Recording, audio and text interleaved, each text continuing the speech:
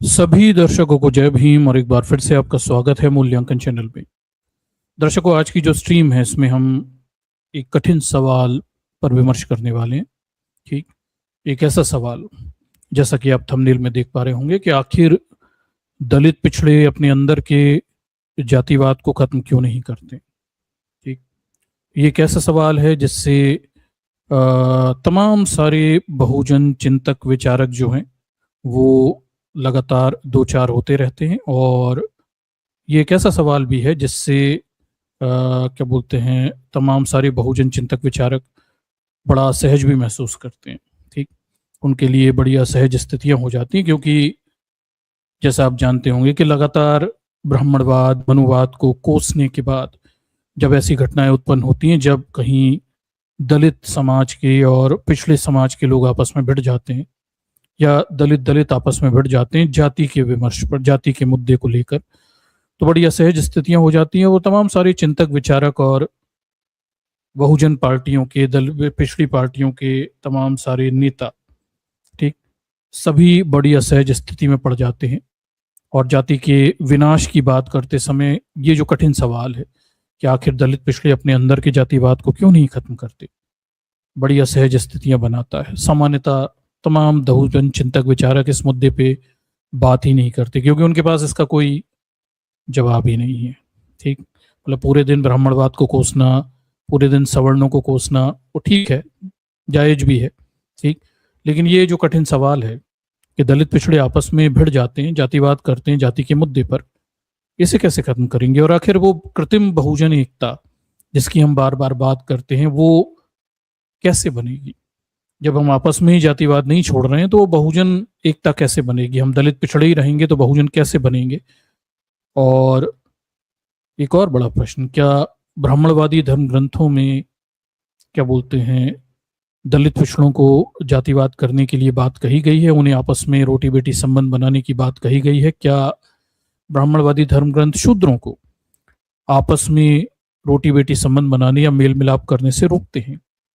और अगर नहीं रोकते हैं तो फिर ये दलित पिछड़ों में आपस में ही जाति के मुद्दे पर इतना संघर्ष क्यों होता हुआ दिखाई देता है। ये ऐसे गंभीर सवाल हैं जिनके जवाब आज हम तलाशने की कोशिश करेंगे। मामला बेहद गंभीर, और इस मुद्दे को समझने के लिए आपको थोड़े धैर्य रख के इस पूरे मामले को सुनने की जरूरत है। ठीक, चलिए तो आज हम अपने अंदर झांकते हैं, रेट्रोस्पेक्शन करते हैं, अपनी गिरेवा में खुद झांक के देखते हैं आखिर हम कितने जातिवादी हैं, इस मुद्दे को समझते हैं। दूसरों का विश्लेषण तो हम लगातार करते ही रहते हैं। ठीक, तो चलिए आज इस लाख टके के सवाल पे बात करते हैं, दलित पिछड़े अपने अंदर के जातिवाद को क्यों खत्म नहीं करते।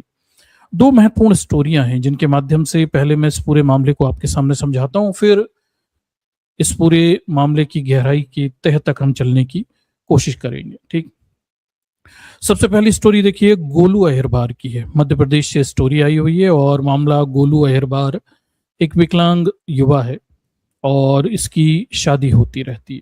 ठीक, तो चलिए ये पूरा मामला क्या है थोड़ा समझाता हूँ। बीबीसी के हवाले से हम इस पूरे मामले को आपके सामने रखेंगे कि मध्य प्रदेश के दमोह जिले के हटा थाने के अंतर्गत बिजौरा पाठक गांव है, और वहाँ ये गोलू अहिरबार जो है ये अपने परिवार के साथ रहता है। और इसके परिवार में माता पिता भाई बहन तमाम सारे, जैसा कि सब परिवार में रहते हैं। विकलांग है ये गोलू अहिरबार, 23 वर्ष की उम्र है। गोलू अहिरबार की शादी हो रही थी।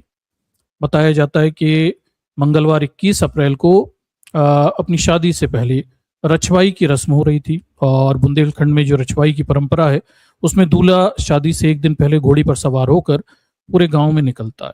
ठीक, और जिससे बारात से पहले की रस्म भी माना जाता है। तो घोड़ी पे चढ़ के गोलू अहिरबार जो है गांव के भ्रमण पर निकले हुए थे, अपने रिश्तेदारों के साथ, महिलाओं के साथ, तमाम सारे लोगों के साथ में। ठीक, बड़ा खुशी खुशी का माहौल था। बताया जाता है कि लंबे अरसे के बाद शादी हो रही थी, लेकिन तभी, ठीक है, कुछ गांव के लोग थे, उन्होंने गोलू अहिरबार का घोड़ा रोक लिया।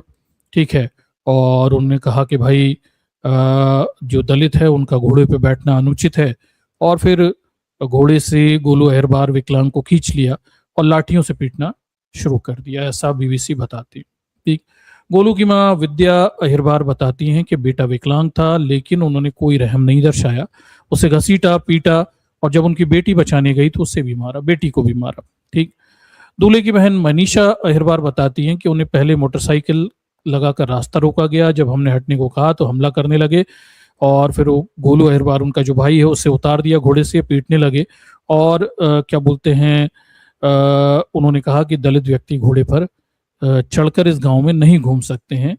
ठीक है, और ये ऐसी बारात हमारे लिए नहीं होती है। ठीक। कुल मिला के एक विकलांग गोलू अहिरबार जो कि दलित परिवार से है, और उसके घोड़े चढ़ने को लेकर समाज के कुछ दबंगों को तकलीफ थी, उन्होंने उतारा और कूट पीट दिया। साथ में उन्होंने जाति सूचक शब्द भी, गालियां वालियां वो सब भी उन्होंने दी हुई थी। और फिर बाद में इस परिवार ने थाने में शिकायत की, तो फिर क्या बोलते हैं बाकायदा गोलू अहिरबार की शादी फिर क्या बोलते हैं पुलिस प्रोटेक्शन में हुई। बाकायदा पुलिस वहां पे उपस्थित हुई और पुलिस ने बाकायदा प्रोटेक्शन दिया, और फिर पुलिस के प्रोटेक्शन में गोलू अहिरबार की शादी ये संपन्न होती हुई दिखती है। ठीक। अब ये मामला है, अब आप कहेंगे ये मामला दलित पिछड़ों से कैसे संबंधित है। चलिए, गोलू अहिरबार दलित है, तो देखिए इसमें जो अभियुक्त हैं जिन्होंने ये हमला किया हुआ था, पुलिस बल तैनात किया गया, और बताया जाता है कि भाई पुलिस की सुरक्षा में शादी हुई, और फिर पुलिस ये बताती है कि भाई ये जो अभियुक्त थे उन पर SC/ST का एक्ट का मामला दर्ज किया गया है, एक व्यक्ति को गिरफ्तार किया गया है और बाकियों को ढूंढा जा रहा है। गोलू अहिरबार के जो क्या बोलते हैं मामा थे, शायद उन चाचा मामा जो भी हैं, उन्होंने इस मामले की शिकायत की हुई थी, तब उस शिकायत पर यह कार्रवाई होती हुई दिखाई दे रही है। पुलिस बताती है कि तीनों अभियुक्त जो हैं यानी आरोपी जो हैं वो एक ही परिवार के हैं, और क्या बोलते हैं ये 3 और एक चौथा व्यक्ति और है, ये सब लोधी समुदाय से आते हैं। तो मामला लोधी समुदाय का है। लोधी समुदाय के 4 लोगों ने मिलकर अहिरबार समाज के गोलू अहिरबार पर हमला बोल दिया, और कारण ये था कि लोधी लोग जो होते हैं ये OBC समाज में आते हैं, और अहिरबार जो होते हैं दलित समाज में आते हैं मध्य प्रदेश में। ठीक। तो दलितों को घोड़ी पर कर नहीं निकलना चाहिए, इसलिए अहिरबार समाज के दलित गोलू अहिरबार जो है उस विकलांग को उतारा गया, उसे कूटा गया लोधी समाज की तरफ से। ठीक। मारपीट करने के आरोप लोधी जाति के लोगों पर लगा हुआ है। लोधी समुदाय मध्य प्रदेश में पिछड़ा वर्ग यानी OBC में आता है, 50% से अधिक जनसंख्या है वहां पर। ये प्रभावी समुदाय, लोधी समुदाय प्रभावी है। लोधी समुदाय के एक मंत्री ने अभी अपनी गाड़ी भी चढ़ा दी थी कुछ लोगों के ऊपर, शायद थार गाड़ी, वो मामला भी मध्य प्रदेश में चल ही रहा है। ठीक।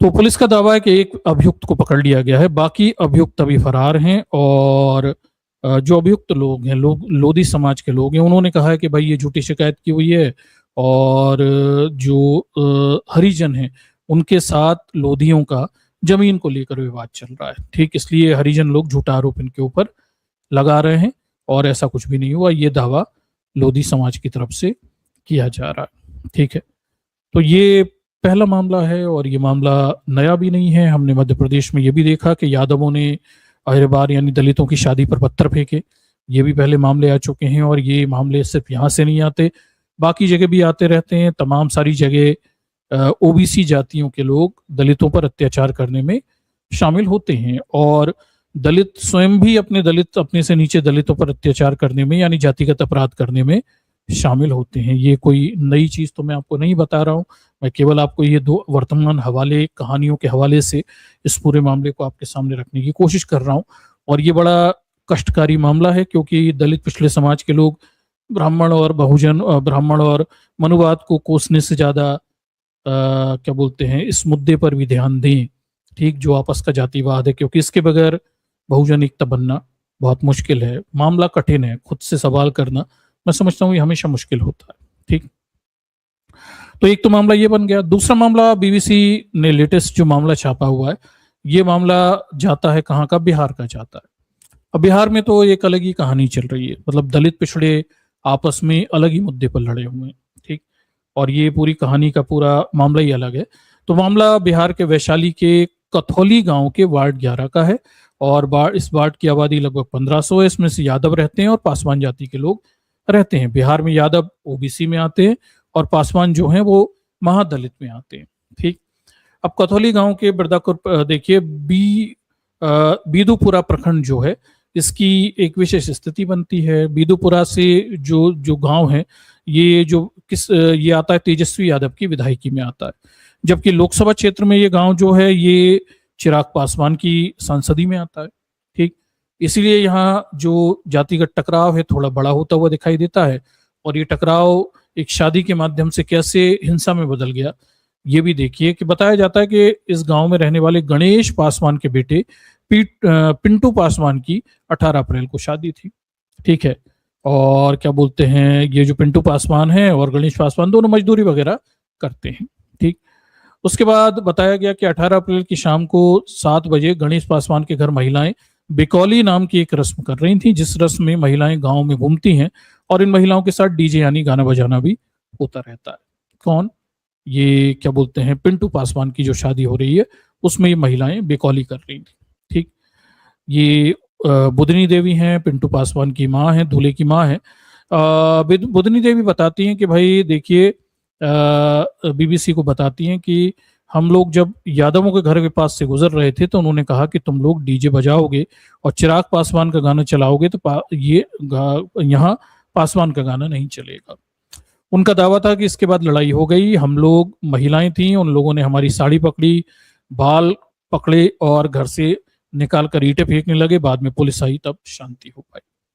बाद में जब बेटे की बारात भी निकली तो भी इन लोगों ने गाड़ी रोक दी, फिर पुलिस ने आकर क्या बोलते हैं गाड़ी निकल जाने दी।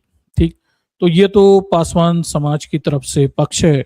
गणेश पासवान के परिवार जो है उन्होंने अपने इसको लेके क्या बोलते हैं, ये देखिए पिंटू पासवान है, इनकी शादी हो रही थी और फिर बताया जाता है कि जो ये पूरा जो मामला है इस मामले को लेके इन्होंने पुलिस में रिपोर्ट लिखाने की भी कोशिश की, लेकिन बाद में फिर दोनों पक्षों ने बाहरी मामला शायद सेटल कर लिया। ठीक, उसके बाद देखिए पिंटू पासवान ये भी कहते हैं कि वो लालू यादव के गाने बजाना चाहें बजाएं, अगर हम सपोर्ट में बजाएं, अगर हम चिराग पासवान और हमारी जाति का कोई गाना बजाते हैं तो दिक्कत क्या है, हमारी जाति के विधायक हमारे पक्ष में नहीं आए, ये सब बातें भी पिंटू पासवान करते हुए दिखाई दे रहे हैं। ठीक है, थाने गए थे केस करने, वो सब भी बात यहाँ पे लिखी हुई है। ठीक, आगे फिर पिंटू पासवान कहते हैं कि अपनी वो पत्नी को गांव में नहीं रखेंगे क्योंकि उन्हें डर है और वो उन्हें बाहर बेंगलोर ले जाएंगे।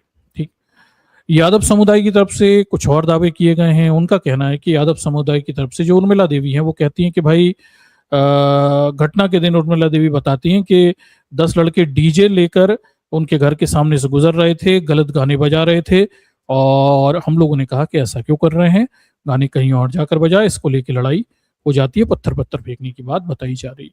ठीक, उसके बाद देख लीजिए अमित कुमार रहते हैं, वो बताते हैं कि भाई अमित कुमार वे भी भाई हैं, उनके परिवार के लोग गाय का दूध दो रहे थे, ये लोग अश्लील गाने बजा रहे थे और हम लोगों ने कहा कि जाकर कहीं और बजाओ, इससे लड़ाई हो जाती है। ठीक है, तो ये गाने को लेकर, जाति सूचक गाने को लेकर, मतलब ये अपनी जाति को महान बताते हैं, दूसरे की जाति की महिलाओं को अश्लील चित्रांकन करते हैं और दूसरे की जाति का तिरस्कार करने वाले गाने बजाते हैं और इस मुद्दे को लेके पासवान और यादव समाज में ये लड़ाई होती हुई दिखाई दे रही है और क्या बोलते हैं, ये सब मामला यहाँ पे चलता दिख रहा है। ठीक, फिर इस पूरे मामले को लेकर बीबीसी ये भी लिखता है कि बिहार में इस तरह की घटनाएं बढ़ती चली जा रही हैं। जाति गानों को लेकर एक जाति समूह दूसरी जाति से नाराजगी दर्शाता है और उनके मुताबिक देखिए 2025 में नवादा में दलित महिला को लेकर एक गाना वायरल हुआ था जिसके बाद एफआईआर भी दर्ज की गई थी। नवभारत टाइम की एक रिपोर्ट के मुताबिक मूर्ति विसर्जन से समय भी जाति सूचक भोजपुरी गाने बजाने के कारण लड़ाई हो गई थी, ये सब भी बताया गया है यहाँ पे। उसके बाद देख लीजिए भोजपुरी फिल्मों से जुड़े हुए रंजन सिन्हा कहते हैं कि ज्यादातर लोग अपनी जाति से आने वाले गायकों को अपना हीरो मानते हैं और उन्हें जाति अस्मिता से जोड़कर देखते हैं। ठीक, ये सब चलता है यहाँ पे। उसके बाद रंजन सिंह बताते हैं कि गायक जानते हैं कि जाति सूचक गाने गाकर मिलियंस व्यू आते हैं, ऐसे गाने सुनने वाले का एक बड़ा वर्ग है, इसलिए ऐसे गाने बनाते हैं और गाए जाते हैं, तो ये सब भी चलता है। जाति और स्त्रियों के नाम पर भी इसमें बताया गया कि गाने बताते हैं। भोजपुरी गानों में अश्लीलता और द्व्यार्थी होने के आरोप लगते रहे, लेकिन एक दशक में भोजपुरी गीत जाति के इर्द गिर्द रचे जाने लगे। भोजपुरी भाषा साहित्य और संस्कृति को बढ़ावा देने वाली संस्था आखर के सदस्य और पत्रकार रहे निराला विदेशिया कहते हैं कि भोजपुरी गीतों में जाति के सवाल को मोटे तौर पर 4 चरणों में देखा जा सकता है। वो बताते हैं कि जातीय गीतों की पुरानी परंपरा रही है। दलितों का पर्चा गायन, पचरा गायन और चरवाहों का बिरहा गीत, जिसमें कोई दिक्कत नहीं है। मॉडर्न लिटरेचर में भिखारी ठाकुर और हीरा डोम आते हैं, जो जाति के सामाजिक समस्या का सवाल उठाते हैं। हीरा डोम अछूतों की शिकायत नाम की कविता लिखते हैं। विदेशिया कहते हैं कि इसके बाद जातियों पर राजनीति गाने लिखे जाते हैं, जिसमें आक्रामकता है और अपनी जाति के नायक को ग्लोरीफाई किया जाता है। लेकिन बीते 10 सालों में इन गानों में जाति और स्त्री का कॉकटेल बढ़ गया है।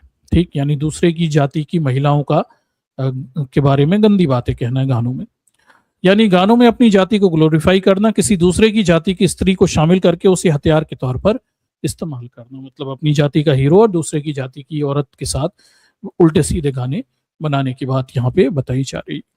ठीक, आगे देख लीजिए कि महिलाओं और बच्चों के बीच शिक्षा के मुद्दे पर काम कर रही इब्राना कहती हैं कि टेम्पो में बैठने पर सार्वजनिक स्थानों में भद्दे गाने बजाए जाते हैं। किसी शादी में चले जाइए तो ऐसे जाति सूचक गाने चलते हैं जिनके बारे में सोचकर भयानक लगता है। वे कहती हैं कि हैरानी की बात यह है कि इन सब चीजों का सामान्यीकरण किया जा रहा है। सरकारी आदेश जारी किए गए मगर लगाम सिर्फ कागजों तक ही बनी हुई है। ठीक, सामाजिक विज्ञानी पुष्पेंद्र कहते हैं कि जाति की पहचान की राजनीति, सत्ता की राजनीति में जाति मोबिलाइजेशन का एक महत्वपूर्ण फैक्टर है। पितृसत्ता और राजनीति के लिए सांस्कृतिक तौर तरीके के इस्तेमाल ने इस तरह से गीतों को रचना और पॉपुलर होने की जमीन तैयार की है। ठीक, वे आगे कहते हैं कि डीजे में ऐसे गानों को बजाया जाता है जिससे किसी दल और जाति को नीचा दिखाने की प्रवृत्ति दिखती है। इस तरह के गानों का नतीजा यह हुआ कि समाज में जो समरसता और एकता थी, शादी जैसे मौकों पर जो सार्वजनिक खुशी होती थी, वो अब कॉन्फ्लिक्ट में बदलती हुई दिखाई दे रही है। ठीक, तो ये सब जाति के नाम पर चल रहा है। आश्चर्यजनक बात है कि इसमें ओबीसी और द एससी जातियां बड़े पैमाने पे इस खेल में संलग्न है। ठीक, और हमारा जो मूल सवाल है कि आखिर दलित पिछड़ों को अपने अंदर के जातिवाद को करने से कौन मना करता है? भाई कौन इन्हें रोक रहा है? ये अपने अंदर के जातिवाद को खत्म क्यों नहीं कर लेते? ठीक, और ये अपने दलित पिछड़े अपने अंदर के जातिवाद को खत्म करने की बजाय ये तो और बढ़ाते चले जा रहे हैं। लगातार हम संघर्ष की नई नई तरीके होते हुए देख रहे हैं। गानों के जरिए एक दूसरे के जातिगत अपमान करना, ये एक नया तरीका इन्होंने सीख लिया है। और ये वो जो गंभीर सवाल है वो हमारे सामने यत्र खड़ा हुआ नजर आता है कि आखिर दलित पिछड़े अपने अंदर के जातिवाद को खत्म नहीं करेंगे तो वो जाति के विनाश की जो हम बात कहते हैं वो कैसे बनेगी? ठीक, जो सबसे इंपॉर्टेंट सवाल है, सबसे महत्वपूर्ण सवाल है, क्या हिंदू धर्म ग्रंथ शूद्रों को, जिसमें ओबीसी जातियां आती हैं, जिसमें दलित आते हैं, कुछ एसटी भी अपने आप को आजकल हिंदू मानने लगे हैं, हालांकि मैं उन्हें छोड़ देता हूं, क्या हिंदू धर्म ग्रंथ, मनुस्मृति जैसे ग्रंथ और बाकी के धर्म ग्रंथ शूद्रों को अपने अंदर क्या बोलते हैं जातिवाद करने के लिए प्रेरित करते हैं? एक बड़ा प्रश्न है। या फिर नहीं प्रेरित करते हैं? और ये आखिर कहते क्या हैं? ठीक, और क्या बोलते हैं शूद्र अपने अंदर के जातिवाद को, यानी ओबीसी और एससी अपने अंदर के जातिवाद को खत्म क्यों नहीं करते? और अगर वो करना चाहते हैं तो रोटी बेटी संबंध बनाना उसकी शुरुआत हो सकती है, तब जाकर ये जातिगत व्यवस्था शूद्रों में कम हो सकती है। पर परेशानी है कि रोटी बेटी संबंध बनाने से क्या हिंदू धर्म ग्रंथ शूद्रों को मना कर रहे हैं? ओबीसी एससी जातियों को ये धर्म ग्रंथ मना करते हैं कि आपस में रोटी बेटी संबंध मत बनाओ। चलिए इसे भी देख लेते हैं, कितना जिम्मेदार है ब्राह्मणवादी धर्म ग्रंथ शूद्रों को आपस में रोटी बेटी संबंध बनाने और जातिवाद को खत्म करने से कितना रोकते हैं। थोड़ी इसकी भी विवेचना कर ली जाए। मैं इस पर भी थोड़ी सी आपको बात करता हूँ, भले ही आपको ये बात कड़वी लगे, पर मुझे लगता है अक्सर दलित चैनलों पे इस तरह की विवेचनाएं नहीं की जाती हैं क्योंकि उनका उद्देश्य कुछ और होता है। लेकिन हमारा उद्देश्य जाति के विनाश का उद्देश्य है। हमारा उद्देश्य शूद्रों को शूद्र बनाए रखने का बिल्कुल भी नहीं है। ठीक, मैं हमेशा कहता हूँ कि शूद्र समाज में, जाति में पैदा होना आपकी मजबूरी थी, लेकिन अपनी बुद्धि से शूद्र मत बनिए। ठीक, वो शूद्र वाली बुद्धि जो है, गुलाम बुद्धि, उसे त्याग दीजिए, तर्क लगाइए। ठीक, तो एक बड़ा प्रश्न है कि शूद्रों को आखिर रोक कौन रहा है? आपस में रोटी बेटी संबंध बनाएं और आपस में जातिवाद खत्म कर लें, फिर ब्राह्मणों से और उच्च जाति के लोगों से तो बाद में निपट लिया जाएगा, पर आपस के जातिवाद को तो खत्म कर लो। 4000 से ज्यादा जातियां हैं, आपस में ही सर फोड़ने में लगी रहती हैं। चमार वाल्मीकि आपस में लड़ते रहते हैं, कहीं दर्जी और मोची लड़ते रहते हैं, तो कहीं क्या बोलते हैं बुनकर और दर्जियों की लड़ाई दिखती रहती है। और ये लड़ाइयों की सीमा अपरंपार है। मतलब मैं ऐसे ऐसे केस जानता हूं कि माली और बुनकर के लड़के लड़की भाग गए, शादी कर ली, तो वो दोनों एक दूसरे को मारने काटने पे उतर आए। ठीक, अब दोनों ही शूद्र जाति में ही आते हैं, कौन से ऊंची जाति के लोग। ठीक, और भी ऐसे 100 उदाहरण आपको देखने को मिल जाए। तो प्रश्न ये, क्या ब्राह्मणवादी धर्म ग्रंथ शूद्रों को आपस में रोटी बेटी संबंध बनाने से रोक रहे हैं? ऐसा कहीं लिखा हुआ है? तो चलिए इस थोड़ी मामले की थोड़ी विवेचना की जाए। कुछ ऐसी तथ्य जो शायद आपको इस पूरे मामले पे फिर से सोचने के लिए बाध्य कर देंगे, वो मैं आपके सामने रखता हूं। देखिए, ब्राह्मणवादी जो स्मृति साहित्य है, विशेषकर मनुस्मृति को हम ले लेते हैं, तो मनुस्मृति जो है, ये मैंने पहले भी बताया कि वर्ण व्यवस्था की बात करती है। ब्राह्मण, क्षत्रिय, वैश्य, शूद्र वर्णों में बांटती है, और ये कहती है कि वर्णों में क्या बोलते हैं, आपस में अंतर वर्ण, यानी एक वर्ण के व्यक्ति ने दूसरे वर्ण के व्यक्ति से शादी की, उससे मिश्रित जातियां यानी मिश्रित वर्ण पैदा हुए, उसी से जातियों के जन्म हुए, ऐसा मनुस्मृति दावा करती है। ठीक, और मनुस्मृति के 10वें अध्याय में ये सब वर्ण संकर जातियों के उल्लेख हैं। जब वर्ण संकर जातियां 60 से ज्यादा मनुस्मृति जाति नहीं बना सकती, और मैंने पहले भी इस मुद्दे को बताया कि ब्राह्मण 4000 से ज्यादा जो शूद्रों में जातियां हैं उसे ब्राह्मण नहीं बना सकते। ठीक है, और जातियों के निर्माण की प्रक्रिया कुछ और होगी, जिसपे मैंने पहले स्ट्रीम की हुई है। ब्राह्मणों की व्यवस्था जो उनकी किताबों में लिखी है, उससे 4000 उपजातियां नहीं बन सकती, उससे 60-17 कॉम्बिनेशन बन सकते हैं। ब्राह्मण, क्षत्रिय, वैश्य मिलकर आपस में शादी विवाह करने लग जाए, यानी वर्ण संकर संतानें पैदा करें, तो 60 एक कॉम्बिनेशन बना लेंगे, ज्यादा से ज्यादा 4000 कॉम्बिनेशन थोड़ी बना सकते हैं। ठीक, तो जातियों की उत्पत्ति केवल ब्राह्मणों की वर्ण व्यवस्था से हुई, ये अधूरा बात है। जातियों की उत्पत्ति के लिए एक दूसरी थ्योरियां भी हैं जो मैंने आपके सामने पहले रखी हुई हैं। ये और बात है कि बहुजन समाज इतना अपने दिमाग में विश्वमन रख चुका है कि वो अपनी सोच के दायरे से बाहर कुछ देखना ही नहीं चाहता है, वो एक अलग मुद्दा है। खैर, मेरा उससे कुछ लेना देना नहीं है। ठीक, जैसे जो मानना है। तो यहाँ पे देखिए, क्या ब्राह्मणवादी धर्म ग्रंथों ने कहा शूद्रों से कि आपस में शादी विवाह करना बंद कर दो, आपस में रोटी बेटी संबंध बनाने बंद कर दो और जाति व्यवस्था को बनाए रखो, ऐसा कि ब्राह्मणवादी धर्मग्रंथ कहते हैं। देखिए, ब्राह्मणवादी धर्मग्रंथ मनुस्मृति जैसे धर्मग्रंथ वर्ण व्यवस्था की बात कहते हैं।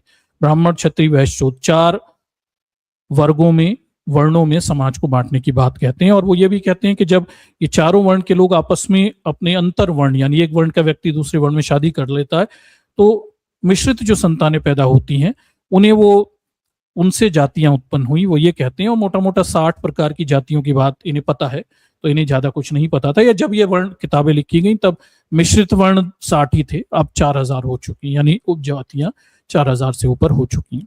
ठीक है, ये वर्ण संकर जातियों की इसमें बात बताई गई।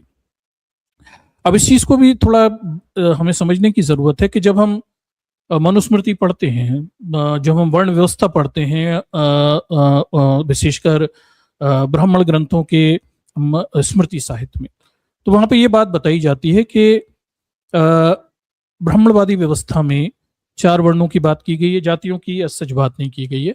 और कौन किसके साथ जाति शादी कर सकता है, तो वर्ण व्यवस्था में ब्राह्मण, क्षत्रिय, वैश्य, शूद्र हैं। और मनुस्मृति ये बताती है कि भाई या तो एक व्यक्ति को अपने ही वर्ण में शादी करनी है। ठीक, ब्राह्मण ब्राह्मणों में शादी करेंगे, क्षत्रिय क्षत्रियों में शादी करेंगे, वैश्य वैश्यों में करेंगे, शूद्र शूद्रों में करेंगे। मनुस्मृति ये भी अलाउ करती है कि अनुलोम विवाह हो सकते हैं। ठीक है, अनुलोम विवाह मतलब लोम यानी केश होता है, बाल होता है। ऊंची जाति का पुरुष निम्न जाति की स्त्री से शादी कर सकता है।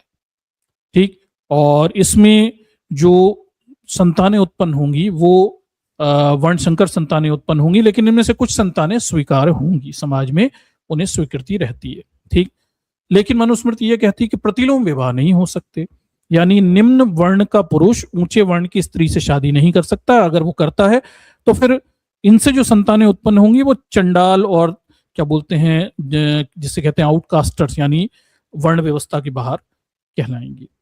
ठीक, तो अब इसका मतलब क्या निकलता है, आप इसे थोड़ा ध्यान से देखिए कि मनुस्मृति मोटे मोटे बस 60 प्रकार की जातियों के बारे में उन्हें मुफ्त कॉम्बिनेशन पता है। इसका मतलब यह निकलता है कि ब्राह्मण ब्राह्मणों में शादी करेंगे, क्षत्रिय क्षत्रियों में शादी करेंगे, वैश्य वैश्यों में शादी कर सकते हैं, शूद्र शूद्रों में शादी कर सकते हैं। अब थोड़ी इस पूरे मामले को ध्यान से सुनिए, ठीक। इसका मतलब यह भी निकलता है कि ब्राह्मण जो कि अनुलोम विवाह कर सकता है, क्षत्रिय भी कर सकता है, वैश्य भी कर सकता है, शूद्र तो अपने सबसे नीचे हैं तो उनकी तो बात ही नहीं उठती है। यानी ब्राह्मण अपने से नीचे वाले 3 वर्णों के साथ विवाह कर सकता है, यानी उसकी औरत से विवाह कर सकता है। यह अनुलोम विवाह है, इससे समाज में स्वीकृति प्राप्त है, शूद्रों को छोड़ के, ठीक। इसी तरह उल्टा भी बताया गया, प्रतिलोम विवाह नहीं हो सकते, यानी निम्न जाति का पुरुष ऊंची जात की औरत से शादी नहीं कर सकता, इससे समाज में प्रोहिबिटेड यानी रिस्ट्रिक्टेड है, ठीक। अब दर्शकों एक चीज गौर करिए आप उस पूरी जातिवादी व्यवस्था, यहां पे बात हो रही है वर्णों की। ब्राह्मण एक वर्ण है, ब्राह्मण वर्ण में कई ब्राह्मण जातियां होती हैं, ये तो आपको पता होगा। क्या बोलते हैं, सनाड्य भी होते हैं, कान्यकुब्ज होते हैं, और उसके बाद क्या बोलते हैं आपके सनाड्य होते हैं, तमाम सारे ऐसे ब्राह्मण होते हैं और ये आपस में ऊंच नीच भी खुद को मानते हैं। क्षत्रियों में भी अगर आप देखें, क्षत्रिय एक वर्ण है, इसके अंदर कई क्षत्रिय जातियां हैं, राजपूत जो क्या बोलते हैं अग्निकुल के राजपूतों की जातियां, पाल, परमार, चौहान, प्रतिहार, ये राजपूत जातियां भी हैं। इसके अलावा पटेल और तमाम सारी देश में क्षत्रिय जातियां मौजूद हैं।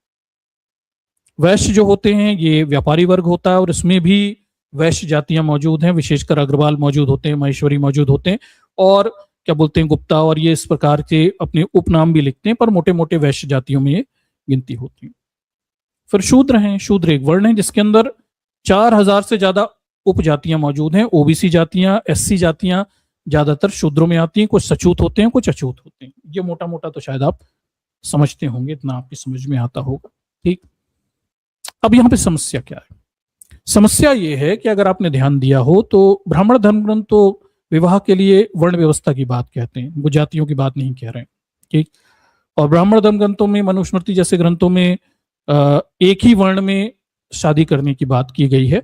ब्राह्मण ब्राह्मणों में करेंगे, क्षत्रिय क्षत्रियों में, वैश्य वैश्यों में, शूद्र शूद्रों में, ठीक। ये इस तरह की शादियां अलाउ हैं।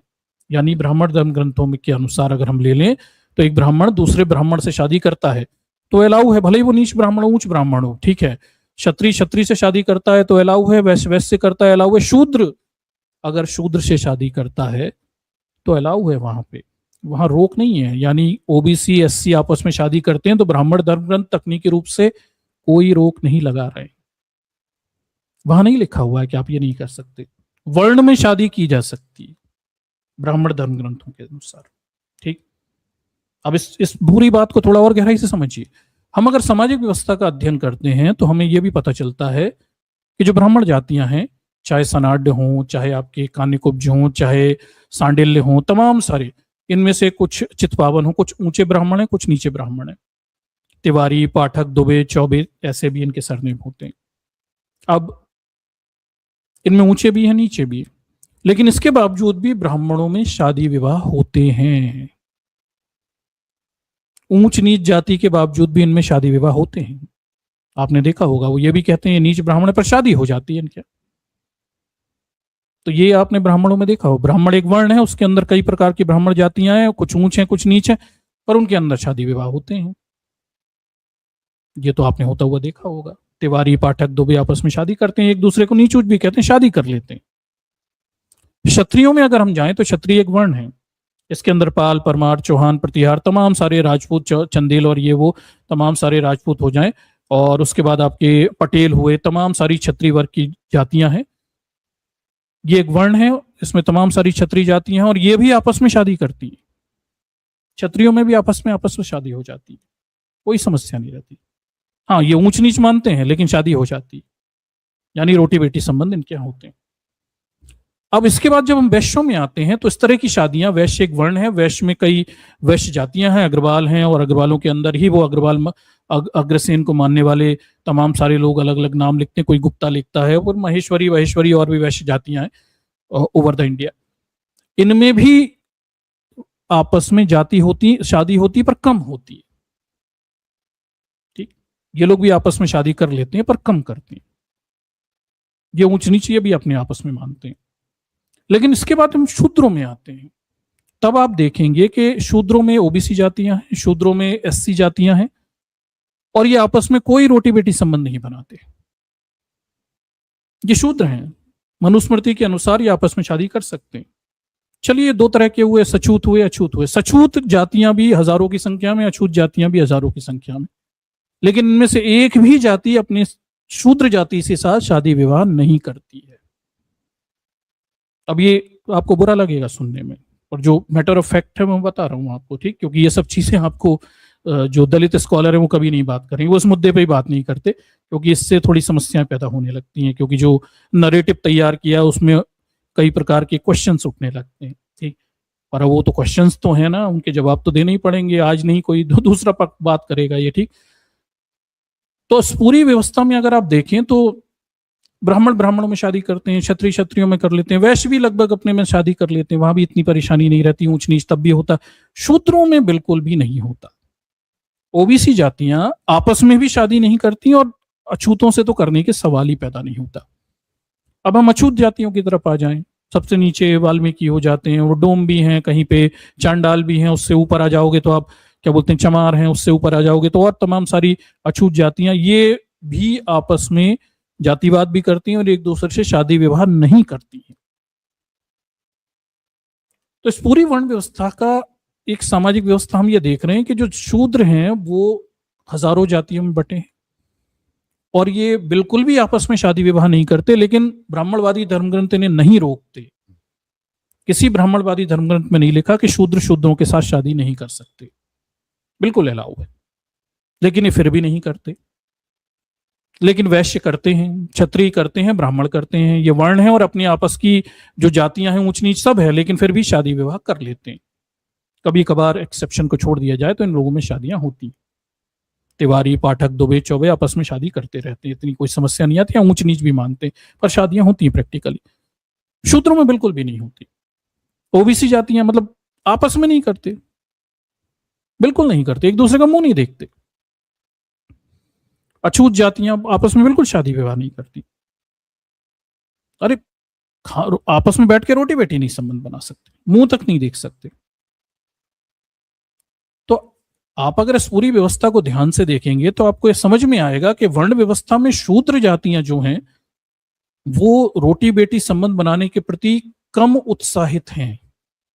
इससे ऊपर की जातियां वैश्य क्षत्रिय ब्राह्मण वो ज्यादा कर लेते हैं आपस में, भले ही वो वर्ण है पर आपस में ही जातियों में, वर्ण व्यवस्था की जातियों में वो शादी विवाह करते हैं। ये बात कड़वी है, बुरी है, और जो सामने है वो, मतलब मैं कुछ नई ऐसी बात तो नहीं बता रहा ना जो आपको नहीं दिखती हो समाज में, ये तो आप खुद ही देख पा रहे होंगे, ठीक।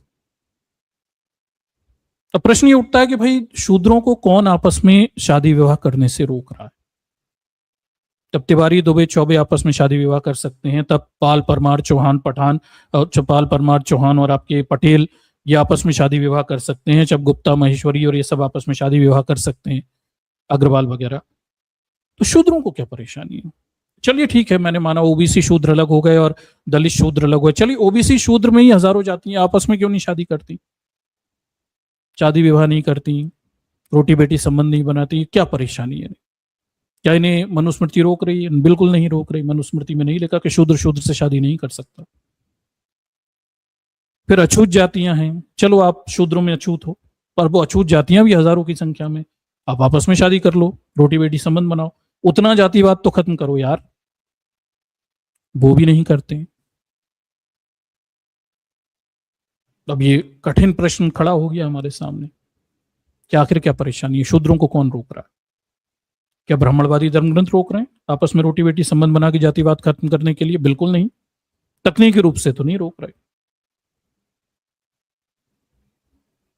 और ये जो दो उदाहरण मैंने आपको दिए उसमें व्यवस्था ब्राह्मणवादी है, आप दोष तो दे सकते हो उसको, आप ब्राह्मण सरमौर है इस जातिगत व्यवस्था का, उसे भी दोष दे सकते हो, सब कर सकते हो, लेकिन सच्चाई, मैटर ऑफ फैक्ट, ये जो कड़वी सच्चाई है कि लोधी ओबीसी लोगों ने अहिरवार, गोलू अहिरवार दलित की घोड़ी से उतारकर कुटाई करी और उसकी बहन को भी मारा और कहा कि तुम नीच हो, तुम घोड़ी नहीं चढ़ सकते, ये तो सच्चाई है।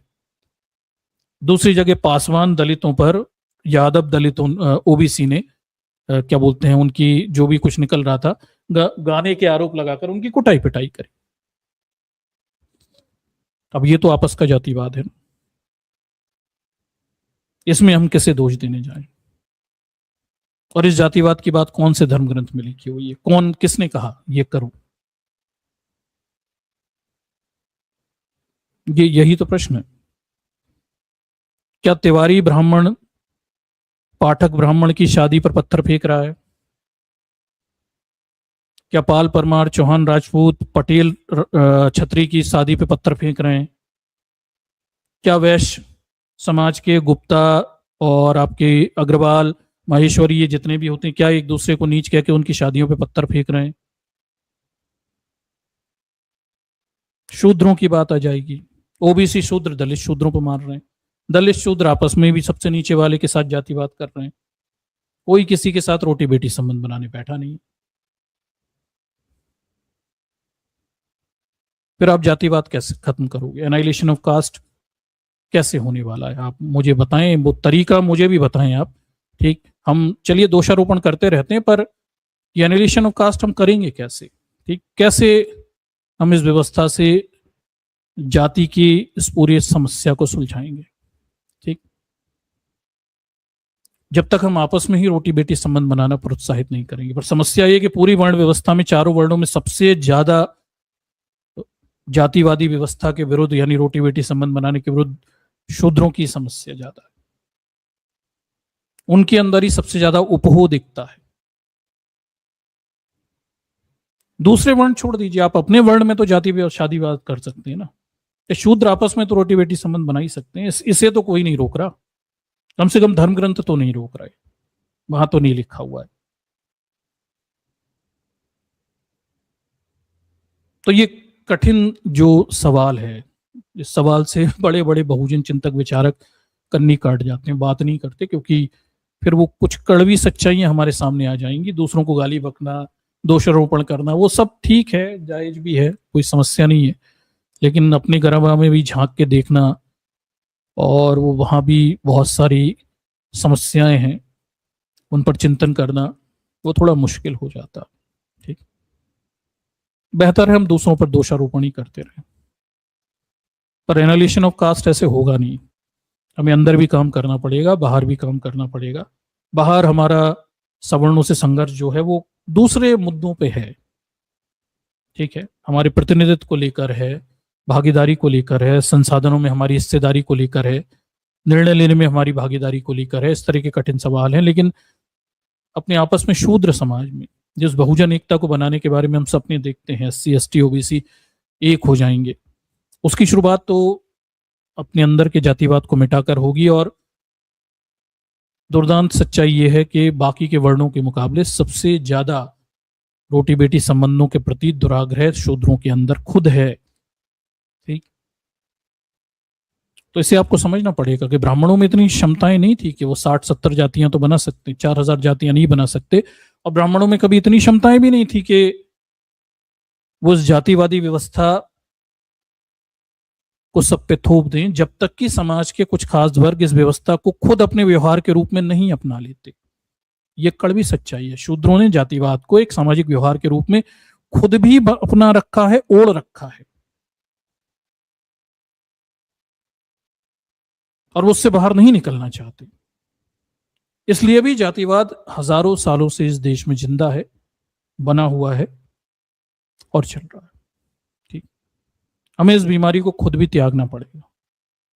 एनालिसिस ऑफ कास्ट तभी हो पाएगा, नहीं तो ये होने वाला नहीं है।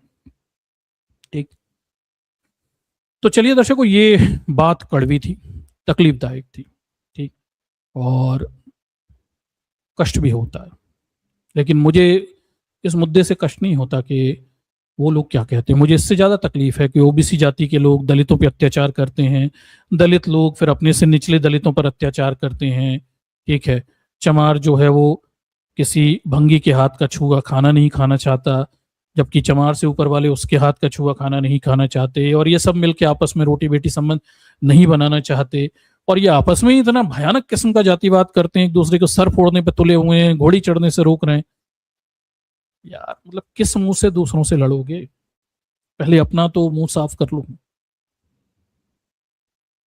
मतलब उन्हें कुछ करने की जरूरत ही क्या है? अगर ओबीसी समाज के लोग ही दलितों को घोड़ी चढ़ने से रोक दें, मारे कोटे, तो सवर्णों को कुछ करने की जरूरत ही नहीं है, उनका काम तो अपने आप हो ही रहा है। ठीक?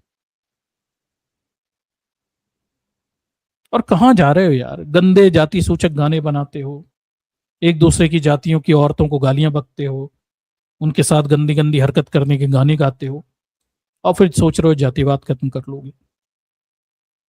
बहुजन एकता बनाने की जो हम बात कर रहे हैं, उसकी राह में सबसे बड़ी शूद्रों के खुद के अंदर के जातिवाद है।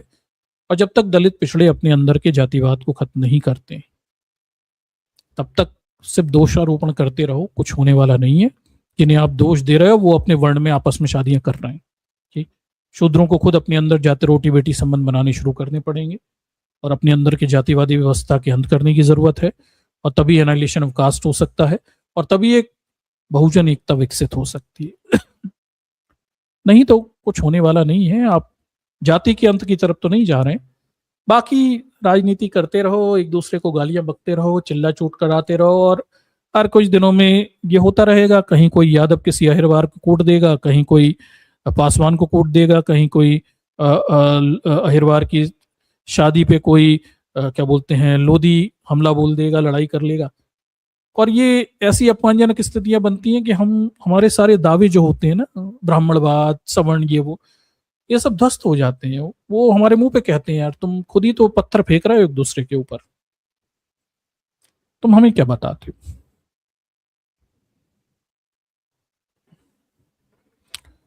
तो दर्शकों, ये एक कठिन सवाल है।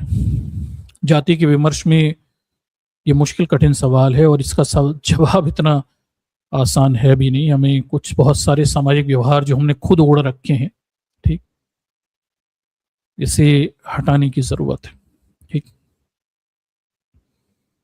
और जब तक आप ये पर्दे नहीं हटाओगे, तब तक ये एनाइलेशन ऑफ कास्ट जैसी स्थितियां कुछ होने वाली नहीं है। आप राजनेताओं के हाथों के हथियार बने रहें, उन्हें वोट देते रहें, और अपने नेता के खुशी में गाने बनाते रहें, अपनी ही दूसरी शूद्र जाति को अपमानित करते रहें। इससे कुछ होने वाला नहीं है, आप कहीं जाने वाले नहीं हो। ठीक? पासवान हो चाहे यादव हो चाहे कोई हो, कितने ही गाने बना लो, पर जब तक आप बहुजन एकता नहीं बना लेते, तब तक एनाइलेशन ऑफ कास्ट नहीं हो रहा, और जब तक सवर्णों के ब्राह्मणवादी अत्याचारों से कुछ मुक्ति भी नहीं मिलने वाली। ठीक? ये देश रहने के लिए बेहतर जगह ऐसे नहीं बनने वाला। कुछ कठिन सवाल खुद से भी करने पड़ेंगे। ठीक? तो दर्शकों, यही पूरा मामला है, मुश्किल है। आगे इस मुद्दे पर हम कुछ और स्ट्रीम भी कर सकते हैं। जाति के विमर्श पर कुछ और कड़वी चीजें मैं आपके सामने रख सकता हूं, जो आपकी परंपरागत सोच के लिए, जैसे कहते हैं, उसमें विचलन पैदा कर सकती हैं। आप अब तक जितनी असली में जो भी आपको सुनाया, समझाया, बताया गया, ठीक, उससे थोड़ी आगे तक भी कुछ बातें हैं, ठीक, जो आप तक शायद नहीं पहुंचाई गई हैं। ठीक? तो उस कड़वे विमर्श को भी करने की हमें जरूरत है। हम असलियत में जाति के विनाश पर चिंतन करते हैं। हमारा उद्देश्य कोई डिबेट, डिस्कशन, ये सब फालतू की चीजें करना नहीं है। हमारा उद्देश्य समाज को बेहतर बनाना है। बहुजन समाज के लोग, बहुजन एकता, शूद्र जो हैं, आपस में बेहतर समाज बने और बहुजन एकता विकसित हो। हमें इन मुद्दों पे काम करने की जरूरत है। ठीक? चलिए, तो इस पूरे मामले को मैं यहीं छोड़ के जाता हूँ। आप इस पूरे कड़वे अनुभव को दोबारा से सुनकर ग्रहण करिएगा। मैंने जो बातें की हैं वो आपकी परंपरागत सोच के दायरे से थोड़ी सी बाहर की हैं। ये सब चीज़ों पे शायद आपसे पहले बातें नहीं की गई। मैंने पहले भी कहा, बहुजन चिंतक विचारक इस कठिन सवाल से बचते हैं। ठीक? क्योंकि जब हम इस सवाल का जवाब ढूंढते हैं तो अपने ही गिरेबा में झांक कर देखना पड़ता है, और हमें पता चलता है कि हमने खुद ही बहुत सारे अजनबियत के गिलाफ चढ़ा के रखे हुए हैं। ठीक? खुद को पहचानने के लिए इन अजनबियत के गिलाफों को उतारने की जरूरत है। ठीक है? चलिए दर्शकों, तो इससे मैं यहाँ से एंड करता हूँ, और आप इस पे चिंतन करिए, विचार करिए, और इस पे थोड़ा सोचिए हमें किन और दिशा में आगे काम करना है। हाँ, इस मुद्दे पे जातिवाद की उत्पत्ति और क्या बोलते हैं विकास को लेके मैंने पहले स्ट्रीम की हुई है, और आप उसे जाके देख सकते हैं। और इस पे आगे भी मैं कुछ परंपरागत विचारों से अलग हटके कुछ नई चीजें आपके सामने रखता रहूंगा, जो आपको सोचने पे मजबूर करेंगी। ठीक? कि हमें सुधारों को किस दिशा में ले जाने की जरूरत है। ठीक? बीमारी को पहचानना जरूरी होता है इलाज करने के लिए। जब बीमारी सही से पहचानी नहीं जाएगी तो उसका इलाज भी सही से नहीं हो पाएगा। ठीक, चलिए ऐसे मैं यहाँ से एंड करता हूँ।